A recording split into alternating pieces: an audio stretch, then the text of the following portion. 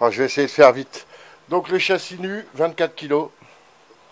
Et les pièces, 21 kg. Ouais, on va dire 22. Allez, 22. 24, j'ai arrondi à 24 pour le châssis, mais j'aurais plutôt dit 23. Enfin, 23, 20, on va compter 24, soyons sérieux. Et 22 kg pour les pièces. Ce qui nous fait 46 kg. 46 kg, donc ça veut dire que je devrais arriver à rester dans les 70 kg.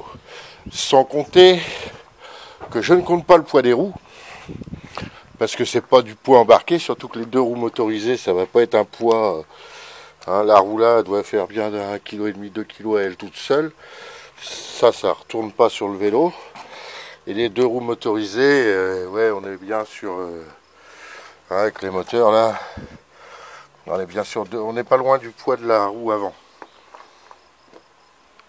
Donc je compte pas non plus les batteries dans ce poids-là. Puis de toute façon, les batteries, je suis pas sûr de monter ces batteries de merde là.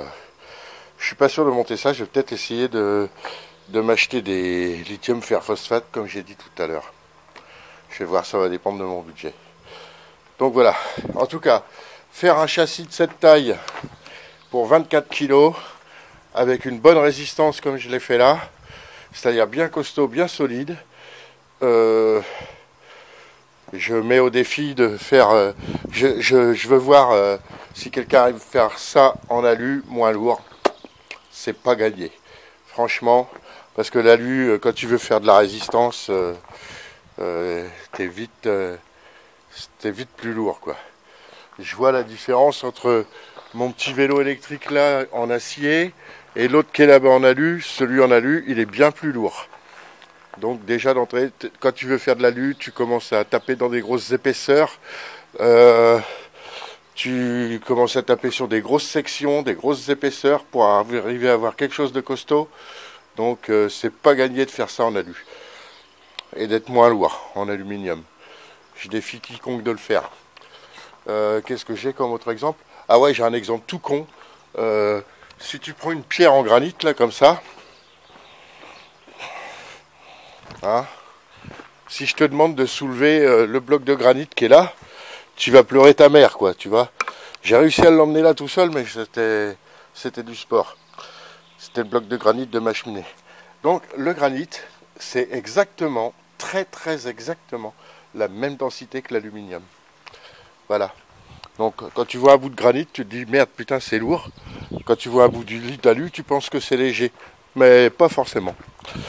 Donc à résistance égale, j'estime que l'acier est bien plus léger. Enfin, plus léger. Donc j'ai bien fait ce matin mon petit renfort là. Là je vais. Alors du coup 24 kg c'est le châssis que je vais emmener là-bas, hein, plutôt que le poste à souder qu'en fait 120. Donc pour aller reprendre mes soudures, je vais emmener mon châssis là-bas pour vérifier toutes mes soudures et tout ça. Donc là, meulage, soudure, nettoyage, dégraissage surtout, récupérer les rondelles là-dedans, récupérer mes 4 rondelles et après, après peinture.